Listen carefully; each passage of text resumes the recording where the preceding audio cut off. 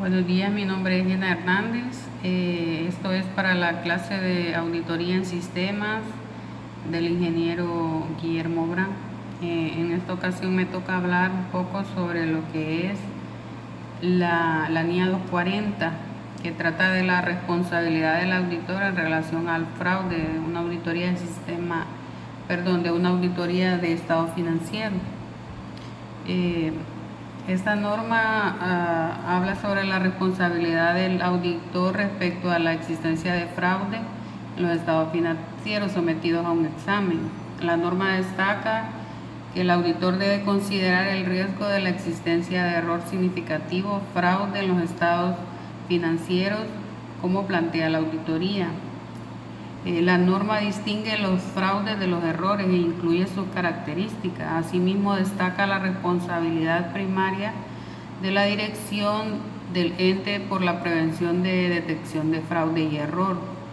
La norma hace un análisis detallado del riesgo de auditoría, de sus componentes, el riesgo inherente, el riesgo de control, el riesgo de detección, explicando cada uno de ellos e indicando qué actitud debe asumir el auditor frente a ellos.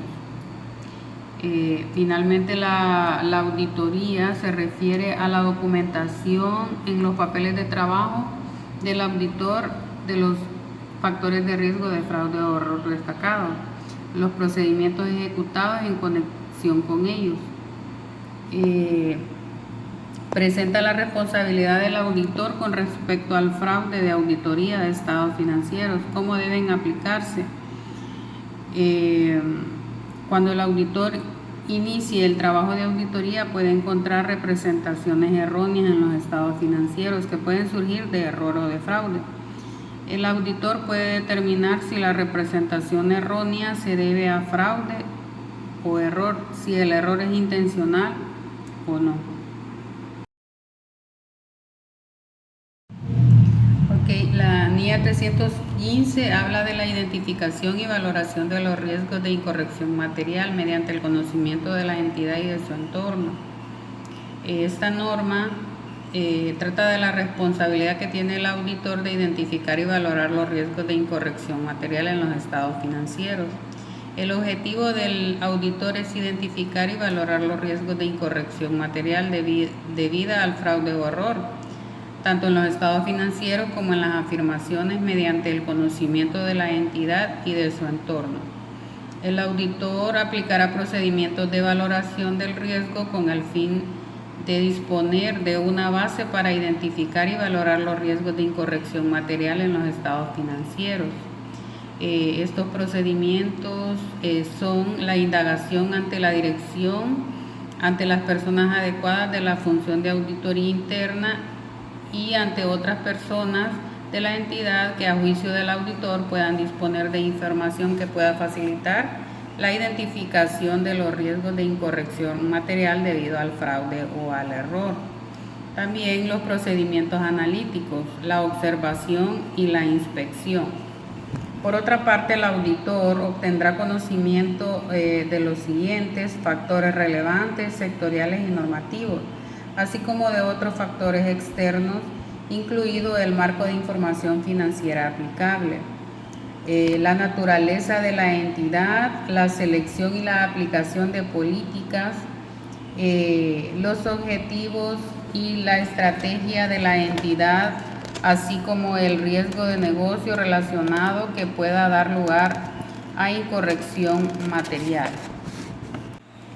Según la NIA 315, el auditor obtendrá conocimiento del entorno de control. Como parte de este conocimiento se evaluará si la dirección, bajo la supervisión de los responsables de gobierno de la entidad, ha establecido y mantenido una cultura de honestidad y comportamiento ético.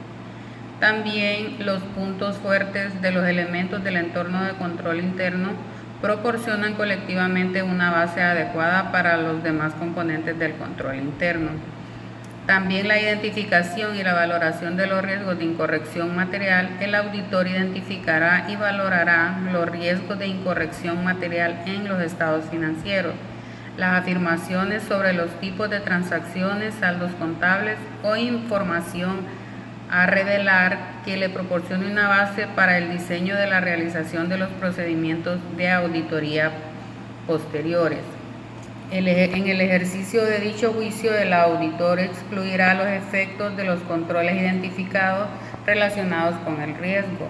Documentación. El auditor incluirá en la documentación de auditoría los resultados de la discusión entre el equipo de encargo, así como las decisiones significativas que se tomaron.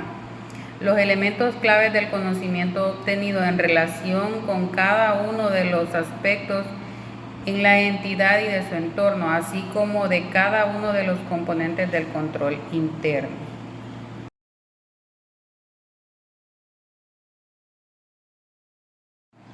La NIA 330 es procedimientos del auditor en respuesta a los riesgos evaluados.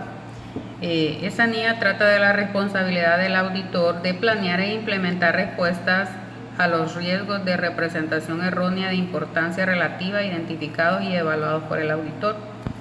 El objetivo del auditor es obtener suficiente evidencia apropiada de auditoría respecto a los riesgos evaluados de representación errónea de importancia relativa, mediante la planeación y implementación de respuestas apropiadas a dichos riesgos.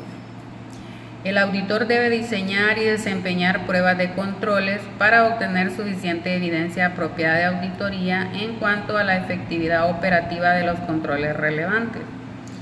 La evaluación del auditor de los riesgos de representación errónea de importancia relativa a nivel de aseveraciones incluye una expectativa de que los controla.